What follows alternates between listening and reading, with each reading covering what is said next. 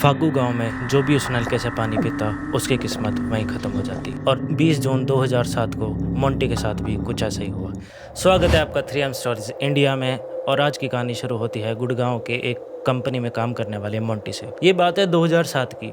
गुरुग्राम की एक corporate company में एक मोंटी नाम का लड़का काम करता था और उसे पहाड़ों पर घूमने का बहुत शौक था। हर दूसरे महीने छुट्टी लेकर वो घूमने चला जाया करता था। तभी उसके साथ उसकी कंपनी में काम करता था उसका दोस्त शुभम। तो शुभम जो है वो शिमला के फागू गांव से था। ना ज़्यादा इलेक्ट्रिसिटी आती थी, कच्चे पक्के बिल्कुल रोड थे वहाँ पर। और वो जो है जून की छुट्टियों में अपने घर गया हुआ था घूमने उस टाइम पे। तो अब मोंटी का भी मन किया भाई घूमने का, मैं भी घूमने जाऊंगा। तो उसने भी छुट्टी ले ली, लेकिन उसे समझ नहीं आया कि वो जाए कहाँ। तभी उसके दिमाग में एक आइडिया आता है कि भाई मैं शुभम के पास जाता हूँ और उसे सरप्राइज दूंगा, उसे बिना बताए जाऊंगा। तो अब गुड़गांव से फागू के लिए 2 बसें चलती हैं, एक दोपहर को 2 बजे और एक रात को 10 बजे। तो फ्राइडे की नाइट अपना काम ख़त्म करके जो मोंटी है रात की 10 बजे की बस पकड़कर फागू के लिए निकल गया। और उसने भी सोचा कि भाई मैं 3 से 4 बजे पहुंच जाऊंगा, गांव में जल्दी उठ जाते हैं तो मैं भी वहां चला जाऊंगा और जाके शुभम को सरप्राइज़ दूंगा, वो भी खुश हो जाएगा। अब जैसे उसने रात की 10 बजे की बस पकड़ी और 2 बजे बस ने उसे फागू के जो मेन रोड है उस पर उतार दिया। अब जो शुभम का घर था फागू गांव में, वो मेन रोड से नीचे की तरफ 3 किलोमीटर का ट्रैक करके था।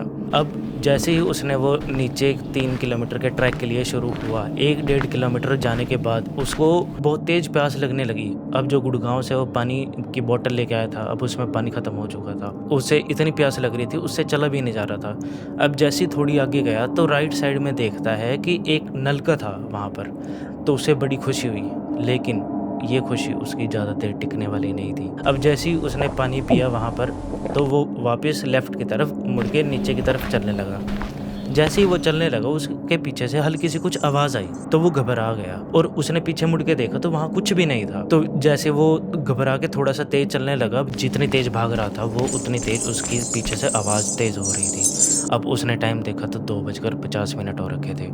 तो अब जैसे तेज़ भाग रहा है वो, उसने नीचे की लेफ़्ट की तरफ देखा कि एक बहुत बड़ा पेड़ था और उस पेड़ के नीचे एक बहुत बड़ा पत्थर था और उस पत्थर पर बैठी थी आत्मा।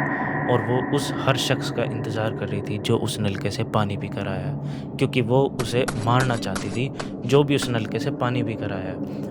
क्योंकि 2005 में एक टूरिस्ट था जो ऐसे ही भटकता हुआ फागू गांव में आ गया था।